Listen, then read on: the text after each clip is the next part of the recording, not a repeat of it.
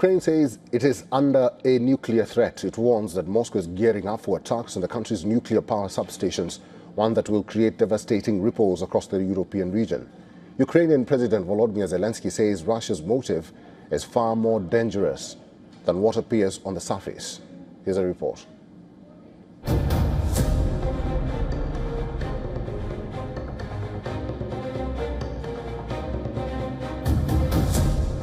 Ukraine believes that Russia's next attack might be nuclear.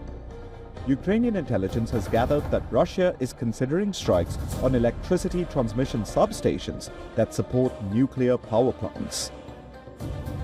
These facilities are critical to keeping reactors stable and connected to the grid. By pushing the energy system to a breaking point, Moscow could be trying to force Kyiv into concessions. Military analysts warn that targeting these substations could have serious consequences. If nuclear plants are cut off from the grid, the substations will rely on backup diesel generators to maintain reactor cooling. If those backups fail, a nuclear emergency could follow in a matter of minutes. Russia has the capability to carry out such strikes using long-range nuclear-capable Oreshnik missile systems.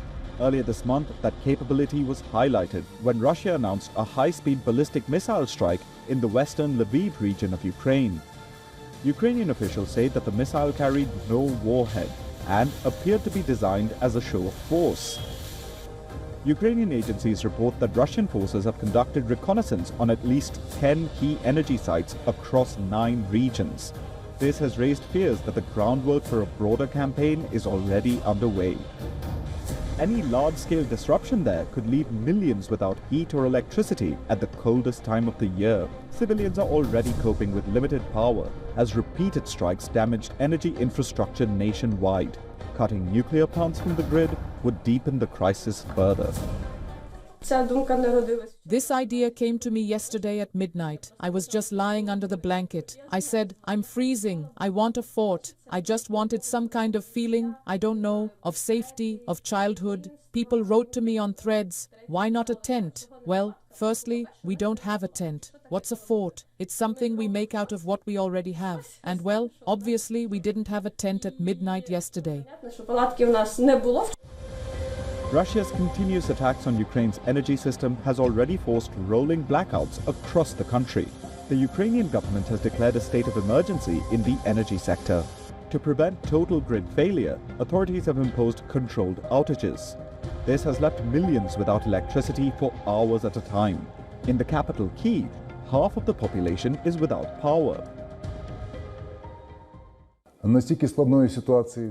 There was no such difficult situation in Kyiv since the beginning of the war, and it's the first time in the history of our city that in such severe frosts, most of the city was left without heating and with a huge shortage of electricity. There has never been such a challenge and pressure on critical infrastructure, on people who work. Fighting continues along the freezing front lines. Russia claims its forces have taken control of 2 settlements in the Donetsk and Zaporizhzhia regions. Ukraine says it has repelled attacks on multiple fronts. Moscow also reported strikes on more than 160 targets. This includes energy and transport facilities, ammunition depots, drone sites, and troop positions. Ukraine faces a growing challenge. Sub-zero temperatures plunging to minus 17 degrees Celsius, strained power grids, and now the threat of further attacks on critical infrastructure. As the fighting rages on, the question remains, can Ukraine withstand another major blow? Bureau Report, WION. World is One.